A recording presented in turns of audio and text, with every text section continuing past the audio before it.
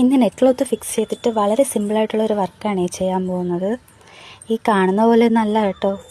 ഈ നെറ്റിലൊത്ത് ഫിക്സ് ചെയ്യാൻ വേണ്ടി ഭയങ്കര കഷ്ടമാണെന്നാണ് എനിക്ക് തോന്നിയത്. എൻ്റെ അഭിപ്രായമാണ് കേട്ടോ, മറ്റുള്ളവർക്ക് എങ്ങനെയാണെന്ന് എനിക്കറിയില്ല. അപ്പോൾ ഞാൻ ഇതിൽ യൂസ് ചെയ്തിരിക്കുന്നത് ഗ്രീൻ കളർ കട്ട് ബീഡ്സും വീറ്റ് ബീഡ്സും 1mm-ൻ്റെയും 2mm-ൻ്റെയും ഗോൾഡൻ ബീഡ്സും ആണ്.